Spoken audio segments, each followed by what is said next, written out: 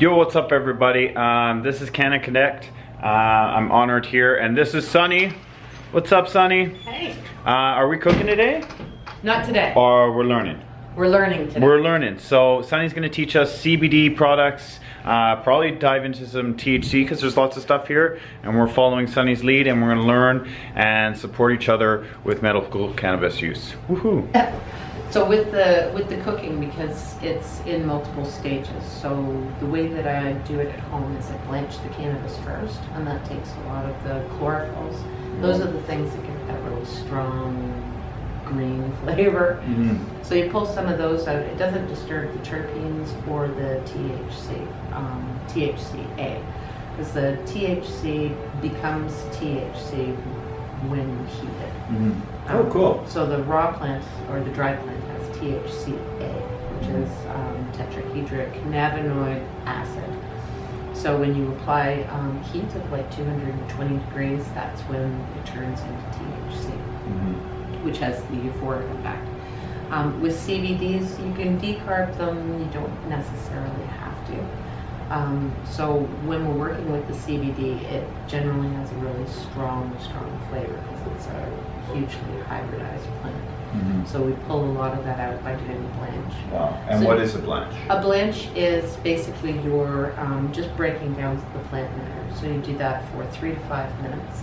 I usually do it for about 3 because I don't want to disturb some of the more sensitive terpenes. You still want the terpenes present, because that's how you get some of the entourage. So quick 3 minutes. 3 minutes, and then right into an ice cube bath. And so you shock it. That's nice. And that immediately stops the cooking process. It's like a hot spring process for the leaf and the cannabis. Exactly. So then you dry it, and you do your dry and your decarb at the same time. So once you finish doing your boil, and then you're shocking, you're left with this wet, sticky chunk of a bunch of cannabis. So you want to work with at least 15 grams minimum, and ounce is better. The reduction. Exactly. So you're going to lose some weight off of it, but you're not going to lose your THC at all. That's right. So you squeeze all the water out of it, and then you're going to break up the wet. And I see, is there like a special cloth that we use to squeeze? I just use old towels. You put coffee filter in between so that it doesn't, because it'll stick to the towels. Coffee filter. You don't want that. No. You're picking out of your own towels. If you have a micron bag, you need like a really, really fine micron screen, and then you can squeeze the water out. Some of the oils are still going to stick to whatever you're using, but you're not going to lose as much. So once you get all the water out of it, reduction of waste, because it is pricey for sure. Exactly. Yeah. And that was when I started doing it. I was really worried that I was going to, mess up the THC. You might lose a little bit just in boiling. Some of the trichomes might fall off. If you're using a micron bag, you're going to be able to save a lot of those, and then when it dries, you just scrape it in. So you can reclaim some of it. There will be a bit of loss because anytime you're handling cannabis, the trichomes they're like natural, glass, they just break. So then once you've got it all squeezed out, you break it up onto parchment paper on just a baking tray, Pyrex or metal baking tray. Break it up into small chunks about the size of peas, and then throw it in your oven at 200 degrees for 1 hour. 200, 1 hour. Yep. Then you check that it should be a nice light brown, and it should be dried all the way through. If it's not, cool. You So can check for dryness and color. Exactly. Okay. Now you can work with wet product, but that would be a totally different recipe, and I think you get a different texture depending on the liquids that you're putting in the recipe. So from there, you've got a huge amount, because now you've got a decarbed and dried product that you can add into pretty much anything. And is this the baseline? So if I was to decarb and dry the product, that's the first step regardless of any products I'm making, whether it be brownies, protein bars, even I see my mother uses it for her shingles as the condensed oil. She makes it herself. Does she decarb that?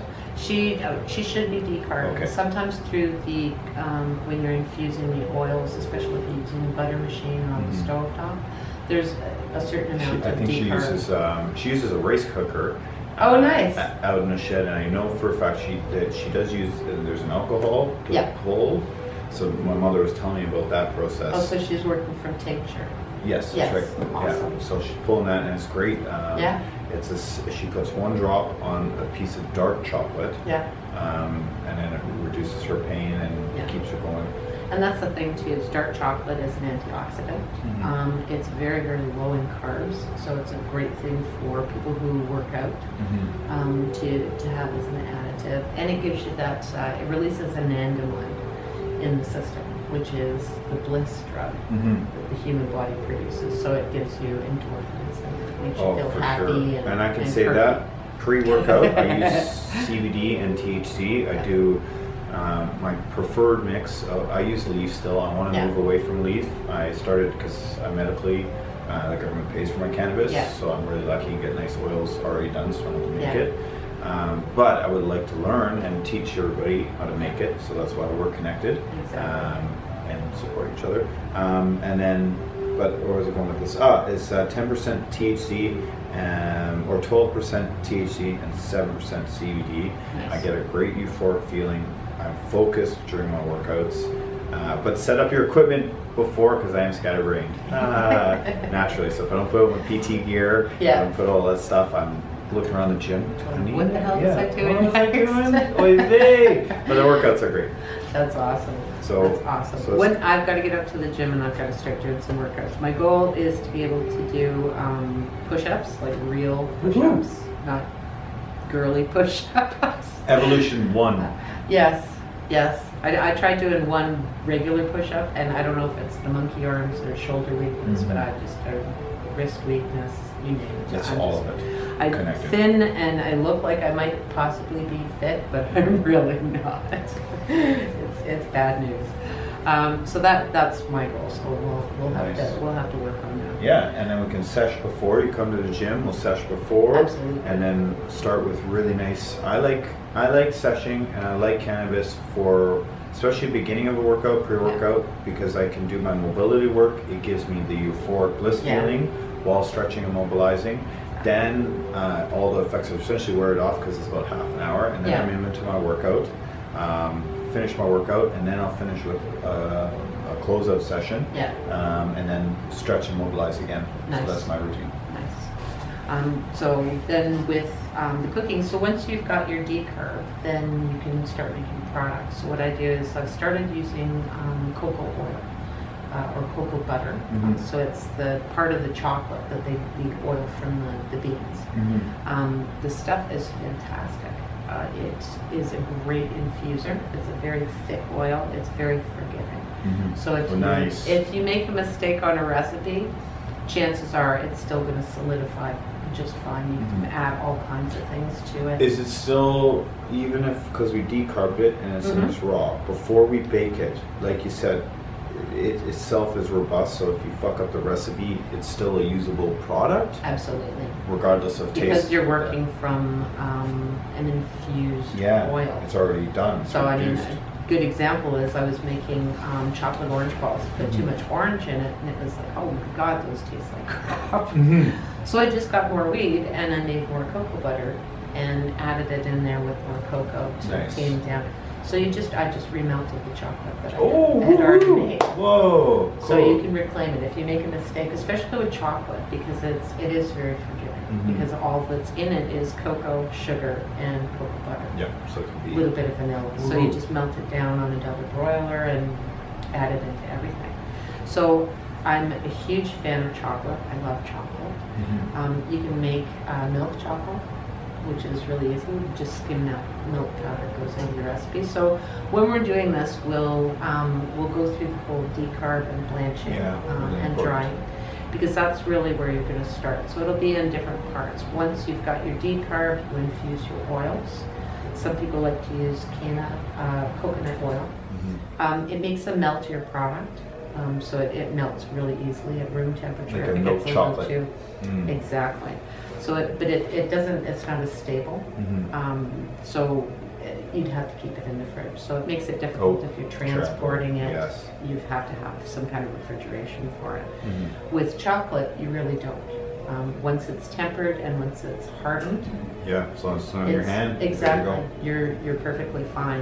It can withstand temperatures. It doesn't start melting until over 100 degrees. So it might melt a little bit, but you're not going to have full melt. That's fine. You got the saran wrap. And Exactly. So it's a lot easier to take it with you, and you don't have to put it in the refrigerator if you don't have a refrigerator handy. Nice. So once you get your Which chocolate, is huge. I'm going to say that huge for traveling. Absolutely. Because I self-medicate throughout the day when I'm in situations that cause me anger or panic or scaredness or even sadness. So it's frustrating when I have leaf products because then if I have to roll, I don't feel it anymore, but I did feel shitty before it was legal. okay, doing that. self-conscious, That's right. and worried. That's Absolutely. right. But with the food, if you have that issue, boom, it's in your pockets, in Yeah. your fanny pack, pop up, nobody That's knows it. the wiser. That's it. The biggest problem with the chocolates, people with children, is Ha-ha. making sure Well, that safety the kids first. don't see a chocolate laying out and, of course, go ahead and eat it. I'm a big fan of microdosers, so if a kid did get a hold of one of my chocolates, they might get a little bit of buzz, maybe they'd fall asleep. They're not strong enough. Some people, like my husband, makes an amazing fudge, but it's usually about 200 milligrams, enough to put a kid in a hospital. So you want to have, I know you've got a lockbox and it's That's key, right. so there's no access to it. They used to sell locking containers. You can still get those. They're cool jars, I think they're called, and they're sold by a company in California. I'll get you the link, Yeah, but link. I'm pretty sure it's cool jars. They're a little bit on the pricey side, but they're definitely worth it. It comes with a container. And if a you're a lock. family, you have to use it, period. Yeah. Because the little ones, it's like your liquor cabinet. Yeah. You lock that. Exactly. Your guns, you lock Yeah. anything that might potentially harm a child. Yeah. Make sure it's They're like the most innocent That's people it. in the world that Yeah. don't need any trouble. We just keep them knife safe. in the electrical Yeah, socket we every don't need chance that. they get. That's our job, Yeah. is to protect them. And curiosity too. I mean, if they see you eating a chocolate, they may want one. So, I mean, you That's can right. always, with this recipe, it is so easy. Cocoa butter, cocoa powder, and powdered sugar. And you can actually make chocolates for the kids. Woohoo! And you At the can same time. Exactly, and you can make them different colors or put sprinkles on them so that the kids know Super that fun. these are theirs. And then you have adults, which are just the plain. That's So right. there's lots of different things that you can do and talk to your kids about it. Just because you're talking to them about it doesn't mean that they're going to rush out and they're going to do it. It's better for them to have the information. Well, period. Look at European drinking culture Mhm. versus North American drinking culture. Alcoholism way down. That's right. And we are less likely to talk about it and Yeah. teach proper drinking That's it. and binge drinking versus the European country where it's natural, it's just part of it. Yeah. It's the mead that used to just sustain people opposed That's to it. the mead that got us fucked up for celebrations. That's it. So the social sharing laws, the way that they are, I think there Oh, was cool. for a recreational, they had it written in that, adults, we can share wine with our children once they're a certain age, within reason, of course. And I think they're going to do the same thing with cannabis that they already have. Still trying to go through the Cannabis Act laws. So, Oh, wow. And it's going to be updating all the time. exactly, eh? Yeah. exactly. But I mean, you don't have to share it with your children, but at least share the information about what it is and why you're doing it and why you like it in this particular form. Sometimes, I mean, kids are pretty smart. If you tell them, look, this is just easier for me when I'm out and about and I don't want to smoke it because people Yeah, look at smoking's you funny. bad. Period. Exactly. I don't want to pollute my lungs, and then your kids will yell at you anyway, being like, "Why are you smoking?" That's it. And you can't say it's cannabis. Kids handle boundaries actually surprisingly well, and I think parents forget that. Is Yes. that you give them a boundary, and there's a reason for it, and if you enforce it and you're consistent, kids will follow it. Yep. 100%. They might try to Push. get around it, but that's kids. Consistency is key. So just make sure it's locked up and secure. So through the cooking, you've done your blanch and your decarb and dry, and then you've made your chocolate. Once you have that chocolate, you can keep it in the fridge. You can throw it into the freezer.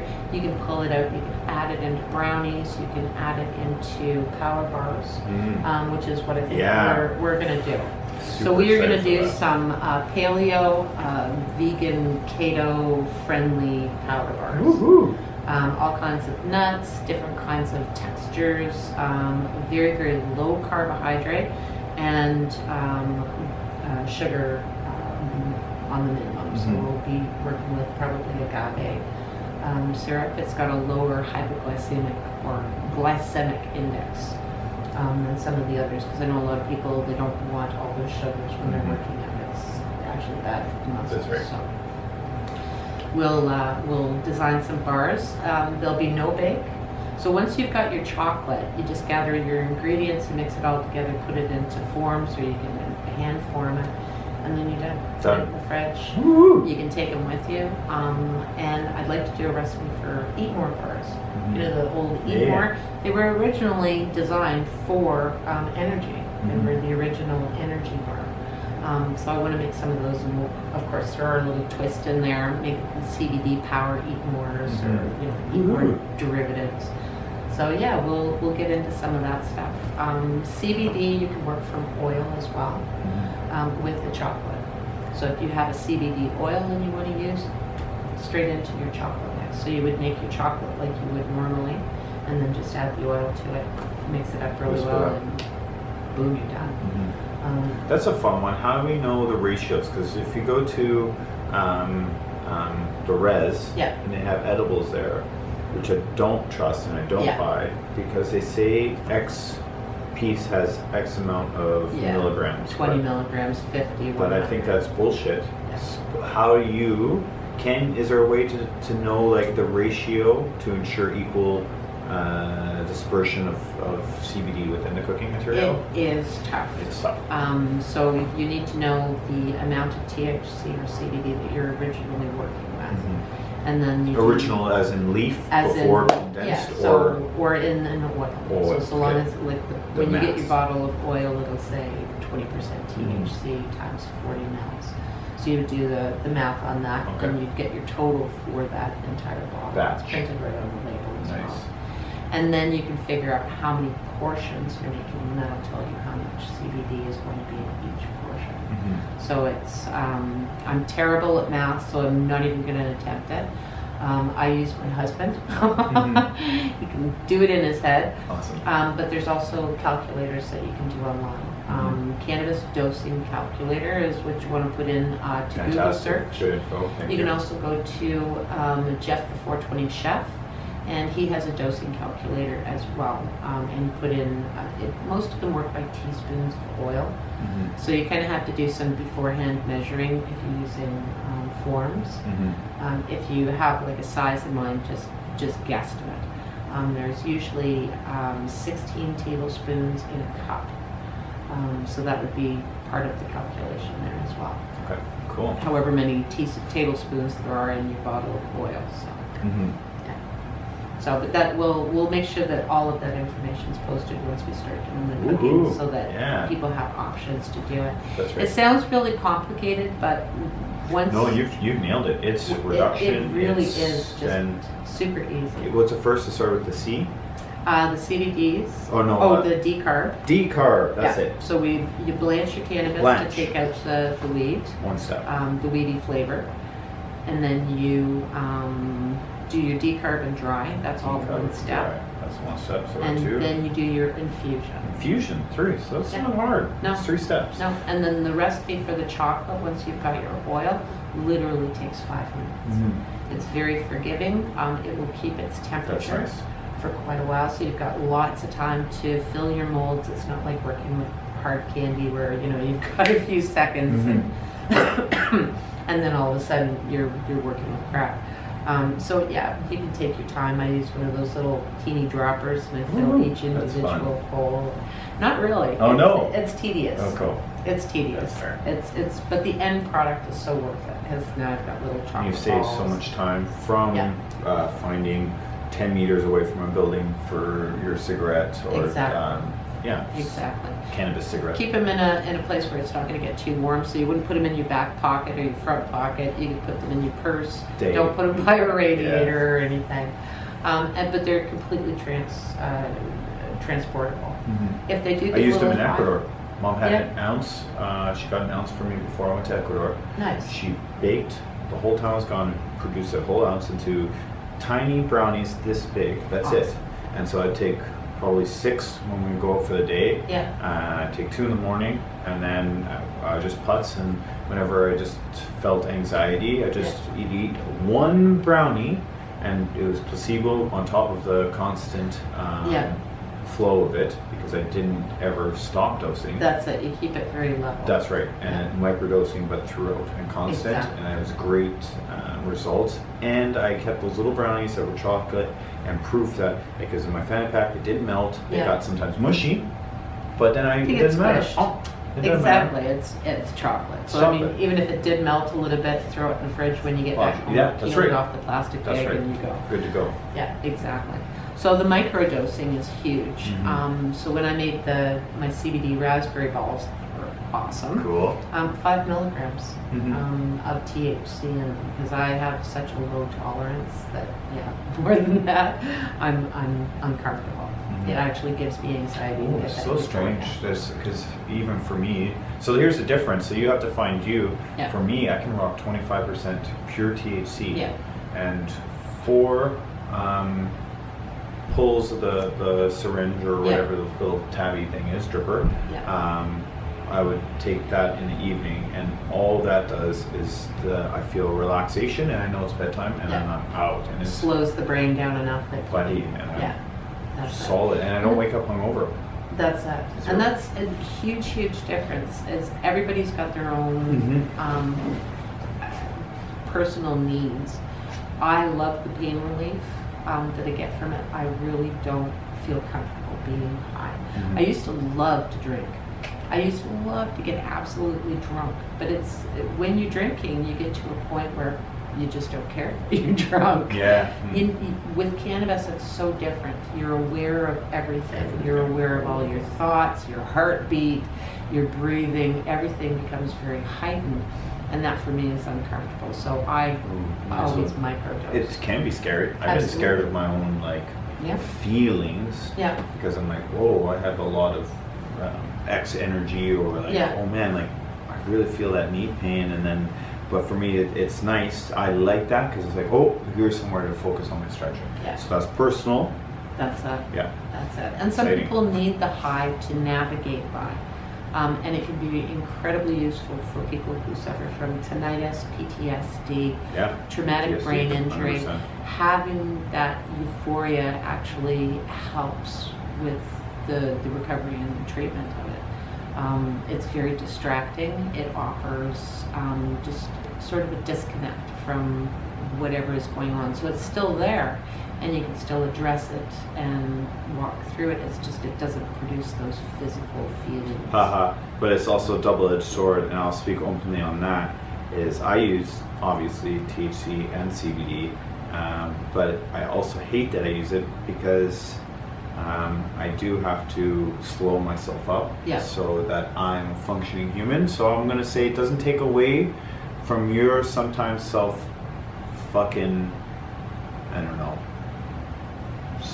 self-doubt on how you're healing, because when I don't use this, I'm immediately back to fucking angry, hypervigilant, and it's so stupid. It's chores, and I'm just grumpy. It's not fucking nice. And then I get frustrated that I need this product to be nice, and then I use the product and I feel so much better immediately. Oh, I'm so much nicer, and Brittany says I'm so much nicer, and then I go and then I don't use it because I'm like, okay, I'm good, and then, so you're gonna find this struggle. And a lot of people struggle with that. It's there's a certain level of guilt that comes from having to have a crutch. I have to rely on Paxil, and Paxil is I mean, it's a pharmaceutical. If I didn't have it, I'd be in the lake. So the trade-off is an obvious trade-off. Yeah, but there's guilt associated with having to have that medication just to be able to function.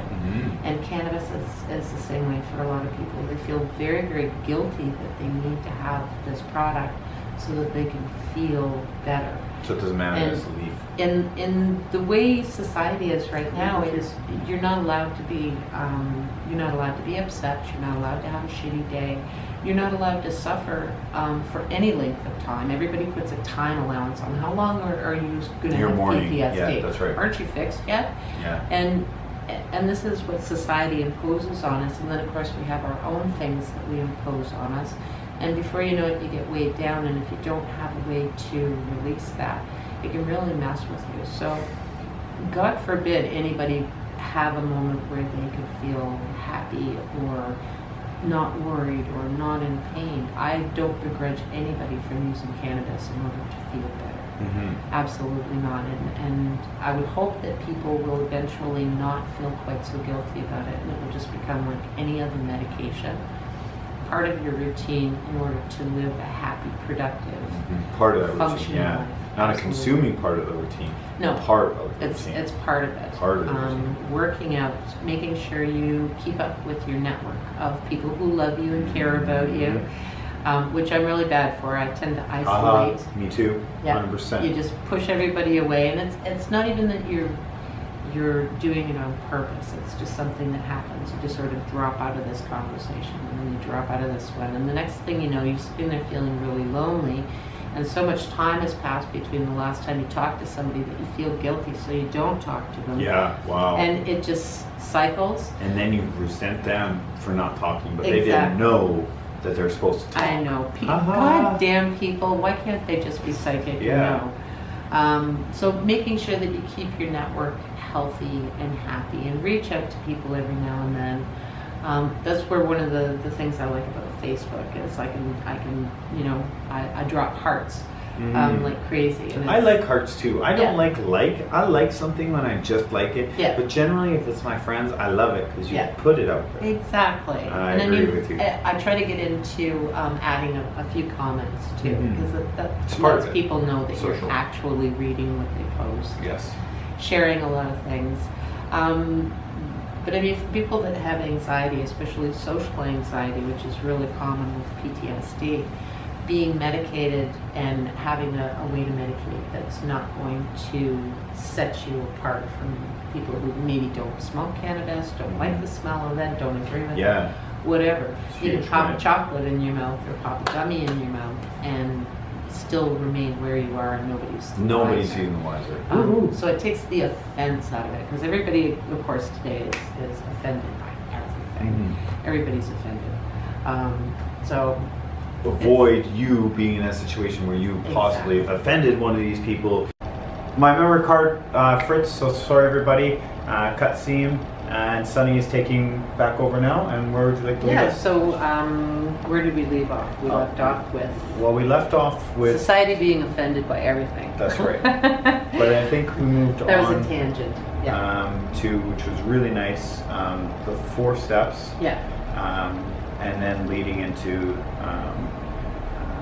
anything else you want from there. Cool. So first step is you have your cannabis, and you should know what the THC or CBD content is. Then you go into your blanch, and then your drying and decarb. So from the drying and decarb, then you go into doing your infusion, and you can use coconut oil, cocoa butter, olive oil, sesame oil, pretty much any oil that you want. I like sesame oil too. Yeah, sesame oil is really good. Great flavoring. Maybe we can do like gourmet dips. Oh, I love that. We'll play around with some of that, see if my husband... Put it in some curries?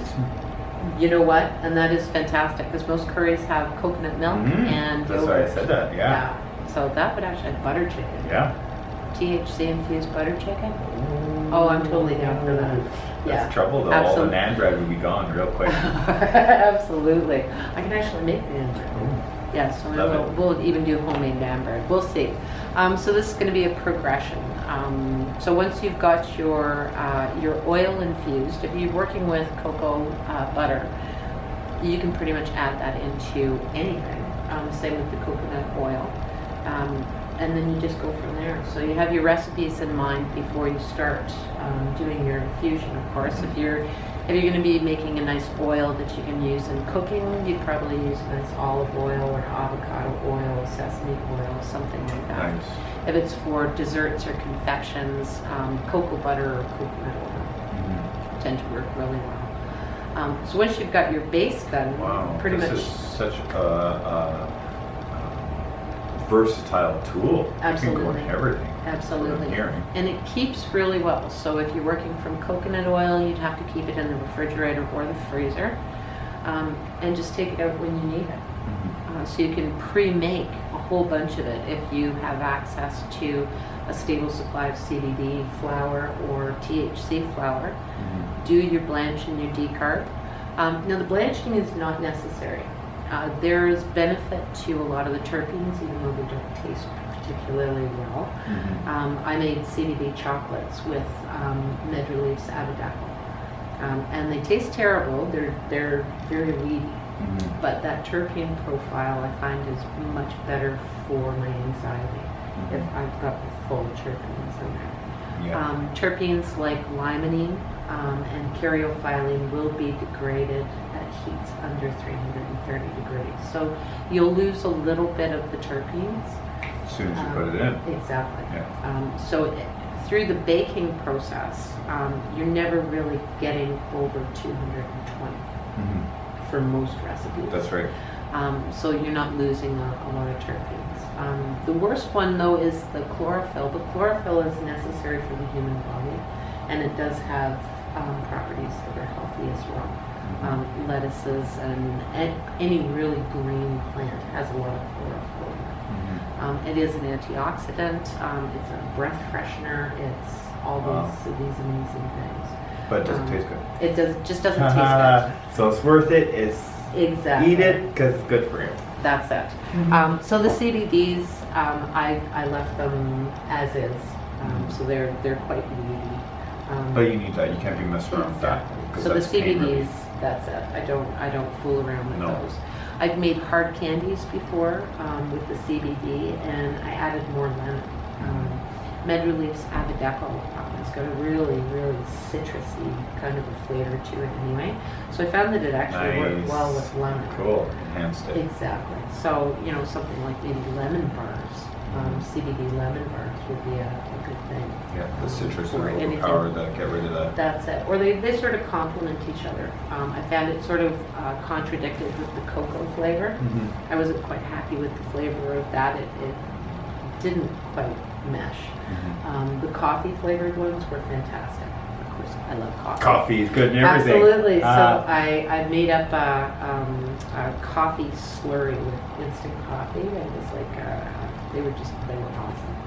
Awesome. Yeah, nice. the weedy flavor goes much better with the coffee than it did with the raspberry chocolate flavor. So yeah. Earth with earth. But you learn these things. That's actually really good. Yeah. You learn these things as you go along. You screw up a batch. The raspberry ones, they're not ruined. I can always melt them down and add a different flavoring and mix them into something else. So I may actually make like Rocky Roads with my CBD chocolates that didn't turn out very well. So the chocolate coffee ones were fantastic. So with the laws being what they are, promoting cannabis products makes it difficult. So when we're talking about products, I make no claims whatsoever about Abidaco. It doesn't cure anything until research tells us that it does. So all of these things, we're not allowed to make claims about certain things. So right now, new. Exactly. It's been prohibited and a controlled substance for so long, and oddly enough, it was accidental.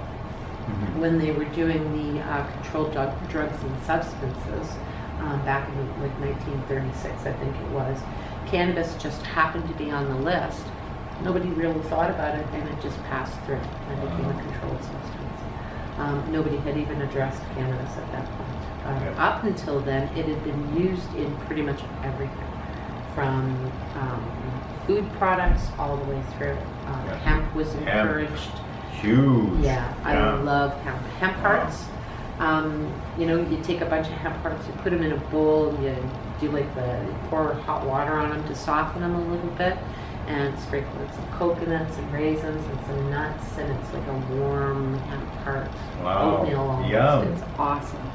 awesome texture, great product. Mm-hmm. So hemp you can use with cannabis as well, and you can get different textures. So we would make the keto bars, which yes, that's what that I think will be the first recipe that we do, is make a CBD energy bar.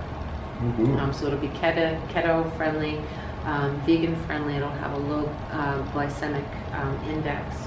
And low carbohydrate, so perfect for pre or post workout. Absolutely. Yeah. Get that insulin spike plus the pain relief if you do suffer. Or you want to numb or reduce the immediate feel of the pain. That's it. So you can push a little bit harder. That's it. I would say this, cannabis is a performance enhancing drug. Yeah. I work harder with it. Yeah. Yeah, but it doesn't knows that performance enhancement in the way that it's going to give you an edge above a competitor who doesn't use it. Yes, I would say it does. Yeah. 100%. Because especially like say,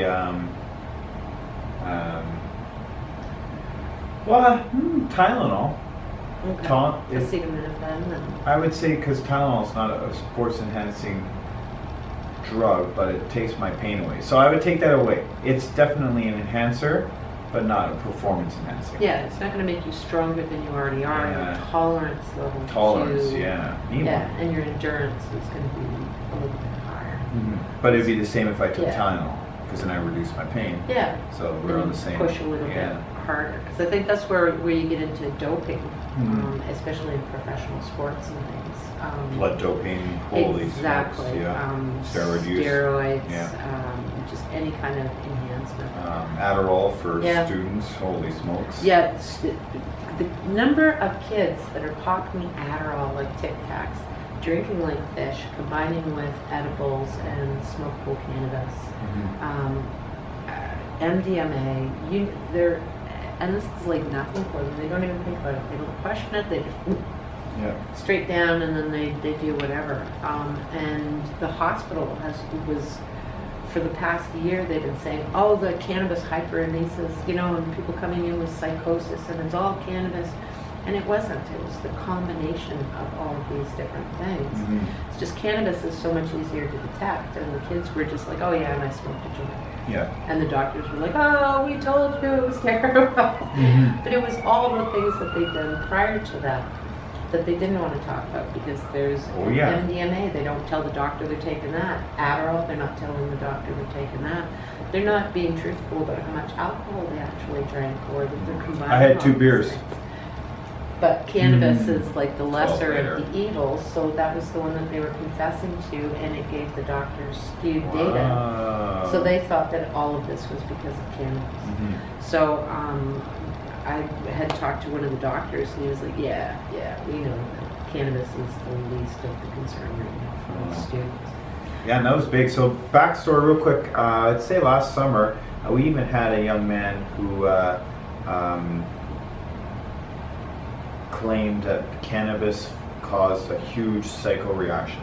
Like he saw figures coming out of the walls, coming at him. Fucking unrealistic. I didn't believe it. I still don't believe it, because of cannabis, I've never heard of that. But I found out later that that was it. He was out doing other stuff, but only told people about the cannabis. And that's first-hand experience. And that's the other thing too, is anecdotal evidence has been all we've had for the longest time. This veteran says, oh, cannabis has helped me this, this anxiety-ridden woman says, cannabis helped me with this. But there's other things that those people are doing. They're working out, or they're strengthening their networks, they're getting out, they're feeling better. So, yes, cannabis has definitely been part of that, but that's not the cure-all. No. I mean, you know that you got to stay on top of it. It's the first step. And it's like a safety net. Almost, because I use cannabis religiously. But I still, because of my PTSD, I still fuck up, and it's frustrating, but it's a tool to my recovery and to keep my eyes open so I can see my network of people and not hate, which is really easy to do. Oh yeah, judgments. But you also have to be forgiving of yourself, because there's no time limit to getting over PTSD. No, I used to push really You know, fucking hard, but what's like wrong my with me? brain Why is can't I just legitimately get it? fucked. And your brain does rewire itself. Yep. Just like nerves, if Frustrating. you get nerve damage, the nerves will reattach in other ways, or they'll repair themselves however they can. Brain's the same way. You learn coping skills. Ooh, I like that. So the neurons are changing pathways. Yeah. But I like that because if it is a path, Yep. I'm not a brain doctor, but with the PTSD, it's going to go back onto the easiest paths. Yeah. So I'm still very young in my neural pathways reforming because Yeah. I have to every day change how I think and actively do it. Exactly. So little changes in routine can sometimes help. Getting up a little bit earlier, or making sure you go for a walk. Make the bed. Make the bed. Make the That's huge. Start. Make the bed. Yeah. Fold your clothes. Brush your teeth. Yeah. Clean the mirrors. I never pass a chore, ever. Yeah. I just, like, this book is out of place. I grab the Yeah. book. I put it in place as I'm walking. So it's just Yeah. continuous. And then if That's you notice yourself stopping, you know, oh, early morning time. Yeah. I'm getting depressed. That's So it. now I have to work even harder to pick up that shit. That's it. But you still have to be forgiving of yourself, because you are allowed to fall on your face. I don't. Yes. Whatever society says. I did that 3 Yeah. days ago. Yeah, same Yeah. here. You know, you think, geez, I've been working so hard. And then it became apparent to me that my house, because I used to be agoraphobic, I couldn't leave my house for like 6 years. It was horrible. Whoa. Horrible. Went through counseling and didn't deal with any of the other stuff, but just dealt with being able to leave the house and Mhm. not feel like the world was going to end. My house is my safe zone. So when I'm at home, I don't answer the phone. I'm very, very isolated. And the office became a safe place as well, which made it easier for me to come into work. And I love working here and the people that I work with. But then when I've got to go to, like, say, boardroom, my anxiety was so out of control.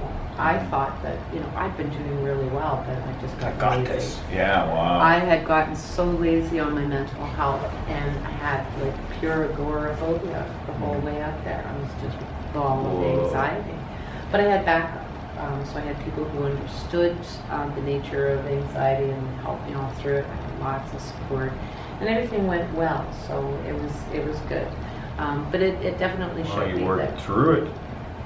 I had no choice. Ha-ha, I had no no choice. choice whatsoever. Which is key to you have to expose yourself to things in order to get used to things. So long as no one's getting hurt, I've got to start throwing myself out there. Yes. So it's doing videos and creating new networks and exposing the things that I know and myself. I'm not everybody's cup of tea, which is always a really, you want everybody That's to right, like you do. That's You impossible. do. It is It's impossible. just impossible. And it's frustrating when they don't It like you is. because you're like, whoa. What did I do? Yeah, what did I do? I didn't do anything. Yeah. But and we'll meet millions of people through our lifetime. You're gonna hit it off amazingly with some. You and I, Carrie, I've met some of the most incredible people in this job, and not all of it is cannabis related. Some of it is just people. Yeah. Incredible people. Well, I say the cannabis is almost your business is second to people. Cannabis is the pair to the Yeah. people. That's it. So you're in the people industry. Well, that's what I love about this is I spend probably more time talking to people just about normal things, with a little bit of cannabis thrown in there because that's part of my job. But it's you come in, you have a cup of coffee, and we just shoot the shit. I find out where you are in life and what you want to have happen in the immediate future, and then we find out how cannabis can work its way in there. But it's also about making sure that people have sufficient networking with their doctors or nurses, that they have access to different programs to help for physical health, referrals to gyms or to peer groups. It's just huge, making sure that people have a healthy network set up. Yeah. Because cannabis is, you can smoke as much cannabis as you want and sit on your couch. and guaranteed Wow, you're still going to thank you. feel Yeah, I incorrect. see where you're going with this. Yeah, I love You that. have to have Have that, to. Wow. that network. And this is a social product too. Very much so, which makes it easier. You know, I mean, other drugs are social, but only for, you know, a moment while you're still coherent. Yeah. Until you're Cannabis, exhausted. you know, there's lots of chatting, and it's kind of like food. Food is very social. People talk, they gather, they share ideas, and it brings people together more than anything else. Yeah, 100%. So yeah, and that's where I'm excited with the whole crossover of cannabis and food. You should take two very social things that everybody likes to do, and you know. Ooh, and in moderation, because I enjoy Absolutely. a Guinness as well. Yeah. So think about that evening of social bonding and Yeah. creativity that can be cultivated with a single pint Yeah. and a good baking. Yeah. A little dish yeah, of that cannabis everybody related helped. balls. Yeah. Participate. You have your pint, you have your That's books it. out, you write, you read, Yeah. you cook, you eat, you talk, you love. Fondue. Fondue. Perfect. You can do a THC Ooh, chocolate. what? All you have to do is add a little bit of beeswax into your chocolate, and it's perfect dipping, and it No will way. harden as soon as you take it out, So good. and it's air. Yeah, So it's good. fantastic. So you could do like a cheese and CBD dip, or Well, a that's cheese going to and be a THC show dip. we're going to do. Oh yeah, We're going to do yeah, a fondue we'll have evening. to do that. Of So party. I will, we'll get some strawberries and some. Mhm. Yeah, that would be awesome. That would be actually, awesome. just invite a bunch of people. Shoot the shit, Yeah. talk, life. Absolutely, absolutely. Catch up with everybody. Mm-hmm. So I mean, and that's something too is with veterans, especially is trying to get veterans together, because there's so much anxiety A about real who's going to be stitch, there, and yeah. I don't know this person, and do I really want to be there? So it's been a challenge. I had a bowling day. One veteran showed up, but only because they knew me. So I sent him home with a whole bunch of medicated brownies to, you know, keep him going, because That's that was cool. going to be my gift Yeah, to everybody everyone. that was coming.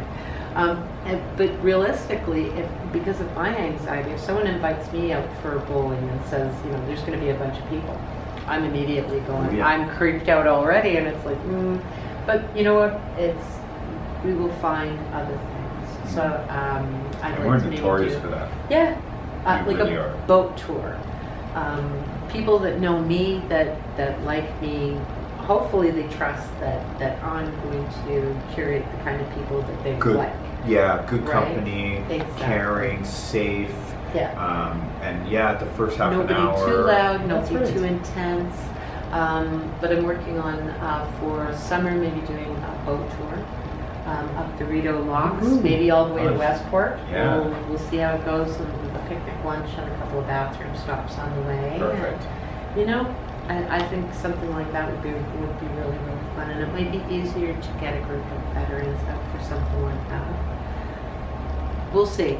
We'll see. Well, I would outdoors and water, because I can, for a lot of us, and I can speak, well, for all of us, Yeah. I guess, but water is really cleansing. Because when Yeah. I went into the Mediterranean after my first deployment, and I touched the water for the first time, I cried because it was Yeah. like, oh, like there's all that hate being washed off me. Yeah. It actually wasn't, but I thought it was at the time like totally washed off, and I thought I was reborn, and then I got totally smammered and woke up at 6 a.m., went back into the Mediterranean sea, floated until I vomited, and then continued my day. It was Oh, fantastic. God.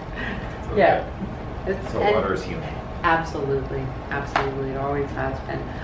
Camping would be another thing. Mhm. Just rent some space and everybody bring their tent That's in a if nice you want to one. go. Something like that. And the quietness and Yeah. sereneness of nature, whether it be the water, even with the loud boat, it's so Yeah. quiet, and then Yeah. camping is natural, it's great. That's it.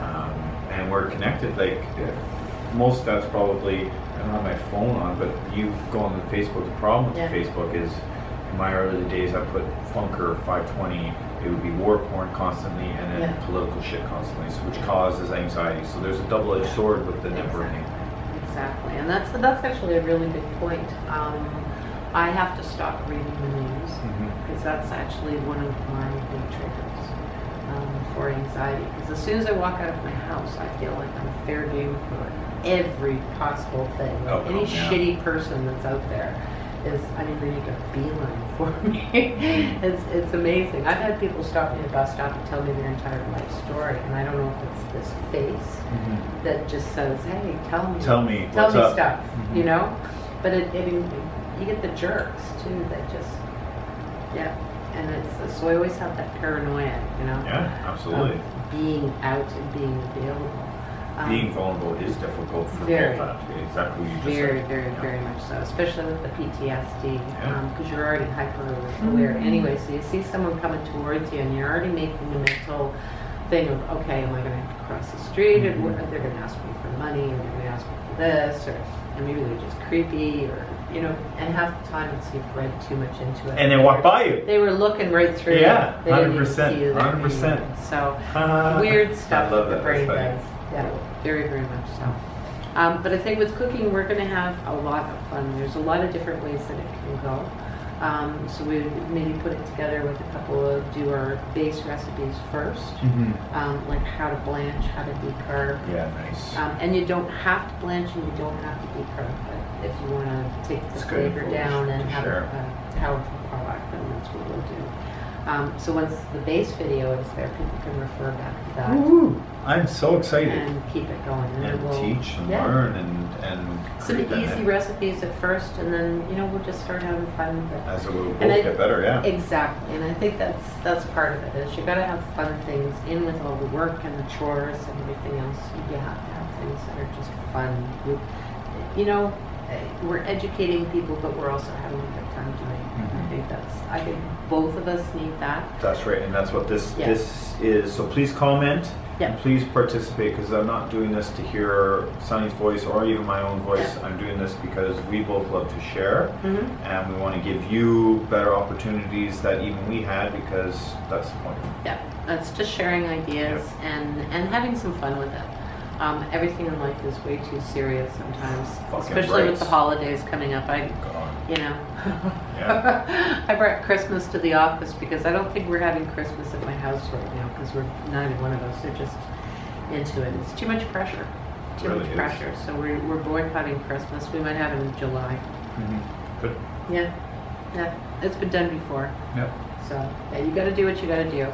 But I figure this year, first year ever, I'll decorate at the office. Yeah, and I love your office. And have some fun with it, because it's not just about me, and if I'm not feeling Christmas, other people might feel Christmas. That's right. So this is the office. This is where I spend every day, and it really is just like coming in and having coffee at someone's house. I wanted it to be very low key. It still has the retail side of it. It's tactful. It's nice. Yeah. It's like, oh, this is nice as I sit here and I'm comfortable here. And this is our second talk, but first time here, and I'm very, very comfortable. And you nailed it. Yeah. Do you want to give your address and closing statements, and then we'll finish this off for the first? So we are at 20 Montreal Street, right in the heart of downtown Kingston. Really easy to get to. Very easy. Yep. So if you take buses, there's buses that come right down here. And we're right across from the Hotel Dieu main entrance. So when you're standing at the Hotel Dieu entrance and you look out, there's a big empty parking lot, and then you see the sign. Perfect. You park right there, walk right over. Absolutely. Yeah. Yo, what's up, everybody? All right, so you just finished watching our video. This is CannaConnect, and there's Hotel Dieu. It is really easy to get here. It's a really comfortable location, so definitely check it out. Sunny is a wealth of knowledge, and she can help you out understanding CBD and THC. This is a veterans transition and lifestyle YouTube video, so please like, share, comment, and let's keep sharing. One family, one community. Let's make the world a little bit better. Let's finish this video with a beautiful skating scene. Community and love. The world isn't all harsh.